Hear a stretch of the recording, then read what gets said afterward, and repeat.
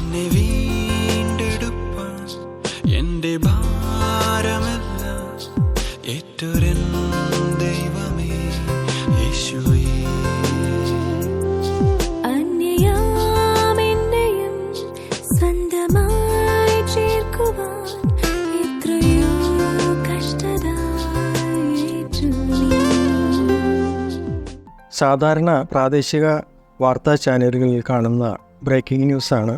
യാത്രയ്ക്കിടയിൽ പണവും സ്വർണവും അടങ്ങിയ ബാഗ് നഷ്ടപ്പെട്ടു. കണ്ടുകിട്ടുന്നവർ ദയവായി ബന്ധപ്പെടുക, ഫോൺ നമ്പർ കൊടുക്കുന്നു, തക്ക പാരിതോഷികവും നൽകുന്നതാണ് എന്നുള്ള പരസ്യങ്ങളൊക്കെ നമുക്ക് കാണാൻ സാധിക്കും. നിത്യസംഭവങ്ങളായിട്ട് നടക്കുന്ന കാര്യങ്ങളാണത്. അതുപോലെ തന്നെ വീടും വസ്തുവകയും ജപ്തി ഭീഷണിയിലാകുന്നതും എടുത്ത കടം വീട്ടുവാൻ കഴിയാതെ വരുമ്പോൾ എടുത്ത തുകയും നഷ്ടപരിഹാരവും കൊടുത്ത് അതിനെ തിരികെ എടുക്കുവാൻ കഴിയാതെ വരുന്നു. മറ്റൊരാൾ ആ തുക നിങ്ങൾക്ക് വേണ്ടി അല്ലെങ്കിൽ ആ വ്യക്തിക്ക് വേണ്ടി ബാങ്കിൽ അടച്ചാൽ നഷ്ടപ്പെട്ട വീടും വസ്തുവയും തിരികെ ലഭിക്കുന്നു. മറ്റൊന്ന്, വലിയ അപകടത്തിൽപ്പെട്ട് മരണാസന്നനായി കഴിയുമ്പോൾ ഉടനെ രക്തം നൽകണമെന്ന് ഡോക്ടർ പറയുമ്പോൾ രക്തം മറ്റൊരാൾ നൽകി ആ രോഗിയുടെ ജീവൻ രക്ഷിക്കുന്നതായിട്ട് കാണാൻ സാധിക്കുന്നു. രക്ഷകനായിട്ട് ആ വ്യക്തി മാറുന്നു. മരണത്തിൽ നിന്നുള്ള വീണ്ടെടുപ്പായിട്ട് നമുക്കത് കാണുവാൻ സാധിക്കുന്നു. പഴയ കാലത്ത് അടിമക്കച്ചവടം നിലവിലുണ്ടായിരുന്നു. അടിമച്ചന്തയിൽ പോയി പണം കൊടുത്ത് നല്ല ആരോഗ്യമുള്ള അടിമകളെ വാങ്ങി അവരെ കൊണ്ട് അടിമവേല ചെയ്യിക്കുന്നവർ അന്ന് ധാരാളം ഉണ്ടായിരുന്നു.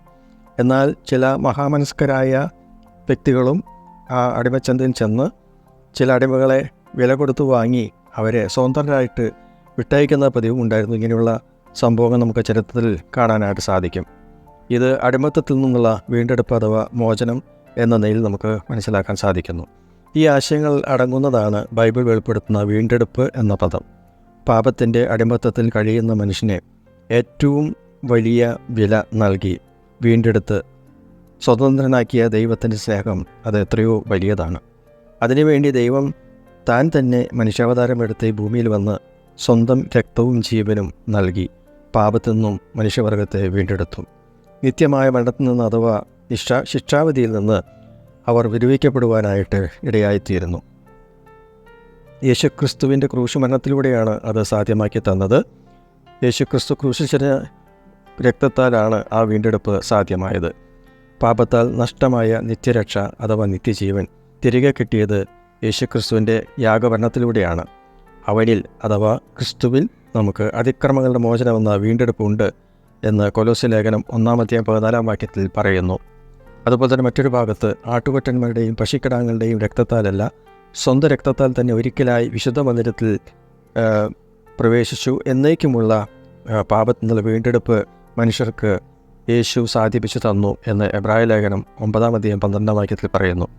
പ്രിയമുള്ളവരെ, പാപം നമ്മെ നിരാശയിലേക്ക് തള്ളിവിടും, ജീവിതം നശിപ്പിക്കും. ഒരു നിവൃത്തിയുമില്ലാത്ത അവസരം വരുമ്പോൾ ഈ ലോകം ഒരുപക്ഷെ യാതൊരു താങ്ങും തണലുമായിട്ട് നിന്നു എന്ന് വരില്ല. എന്നാൽ സ്വർഗത്തിൽ ദൈവം മനുഷ്യൻ്റെ ഏറ്റവും വലിയ കടമായ പാപത്തിൻ്റെ കടം യേശുക്രിസ്തുവിൻ്റെ ക്രൂശ് മരണത്താൽ അത് എന്നേക്കുമായിട്ട് കൊടുത്തു തീർത്തു. യേശുക്രിസ്തുവിൻ്റെ ക്രൂശ് മരണത്തിലെ മൊഴി അങ്ങനെയാണല്ലോ, പേടപ്പ് കൊടുത്തു തീർത്തു എന്നാണ് യേശുക്രിസ്തു പറഞ്ഞത്. സ്വന്തം രക്തം ഊറ്റി നൽകി പാപമോചനം സാധ്യമാക്കി തന്ന യേശുവിനെ വിശ്വാസത്താൽ അഭയം പ്രാപിക്കുന്നവർക്ക് ആ പാപമോചനം എന്ന വീണ്ടെടുപ്പ് ലഭിക്കുന്നു. നിരാശ മാറി സന്തോഷവും സമാധാനവും ലഭിക്കുന്നു. ക്രിസ്തുവിലൂടെയുള്ള പാപമോചനവും വീണ്ടെടുപ്പും ലഭ്യമായി അനുഗ്രഹീത ജീവിതം നയിക്കുക. അതിനായി ദൈവം നിങ്ങളെ ഓരോരുത്തരെയും സഹായിക്കുമാറാകട്ടെ. God bless you. എന്നെ വീണ്ടെടുപ്പാൻ എൻ്റെ ഭാരമെല്ലാം ഏറ്റെടുത്തു.